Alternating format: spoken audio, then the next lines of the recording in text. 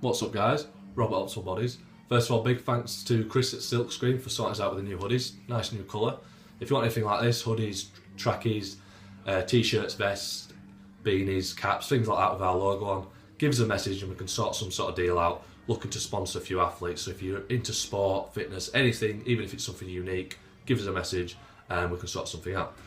We're sponsored by Damn Fitness, so check them out, damnfitness.com. Also doing some similar sort of thing, great gym clothing, and it's just nice clothing, comfy to hang out in. Okay, probably top 5 question I get asked, how many meals a day should I be having?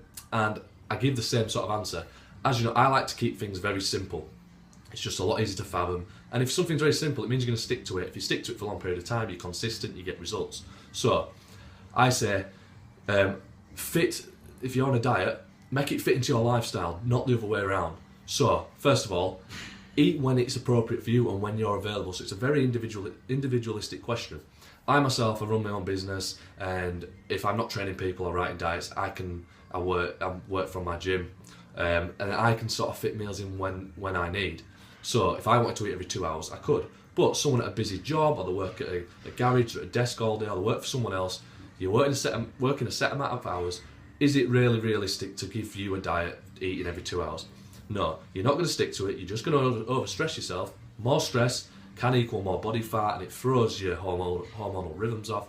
So first of all, eat when it's appropriate for you. If you can only eat twice a day, eat twice a day. Now the main thing is to hit your protein, carb and fat amounts. So these are your macronutrients you might have heard of, or your macros. So hit your macros.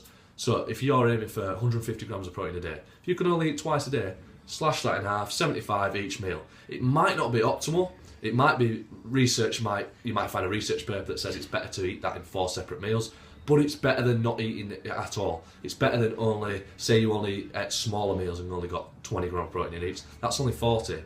You're way off your mark of 150. So if you're going to eat once a day, eat a massive meal and try and hit your macros. That's the main thing. It's the total protein, mainly the protein, that's your main macronutrient that you want to be hitting, and then depending on what sort of diet you're on, you put your fats and your carbs in, your vegetables and things, your fibre. So hit your protein for the day. If you can do that in 6 meals, great. Do it in 6 meals. Do it in 3, do it in 3. If you do it in 2 or 1, that's what you want to do. And the main message is, that's because it's something you need to be able to stick to. Results don't happen overnight. We didn't get fat overnight, we didn't get big overnight, muscular. You're not going to get lean overnight. You know and I know that it takes a number of weeks, months, even years for people. It all added up to be consistent. So let's at least start from scratch, start at a good point where you're going to be able to stick to something. So if someone tells me that they have this many meals a day, they have 3, I'll structure them a diet that allows them to still eat 3 times a day. They're just eating different amounts or different macronutrients and different splits sort of thing. So that's the main message.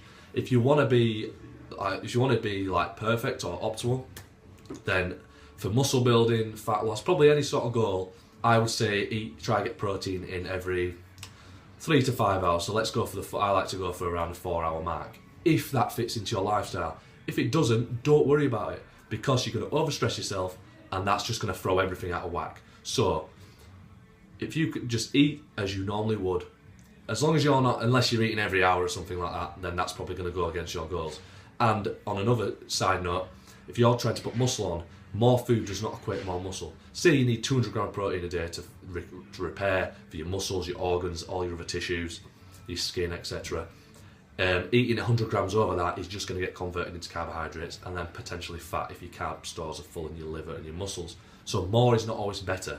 But if you're struggling to gain weight and your protein's probably not consistent, you're probably missing a couple of days where you're aiming for 3 or 4 meals, put an extra meal in, do that for at least a couple of weeks, at least a month before you say it isn't working, and make every day count. Every day is a brick on your wall and it's slowly building up. If you miss a day and someone else is getting more gains than you because they're staying consistent, and that's the message. That's the big secret. Don't need steroids, you don't really need supplements only for convenience. It's staying consistent, okay guys? So hope I got the message across. Any questions on this, or if you're interested in our merchandise, give us a message, either my private page, Rob Wardley, or my brother Daniel Wardley, who's in partnership with me. We can provide diets, training plans. Come visit our gym for a free session, and we do personal training if you're local and get to our gym. Okay? Thanks for listening guys. Cheers.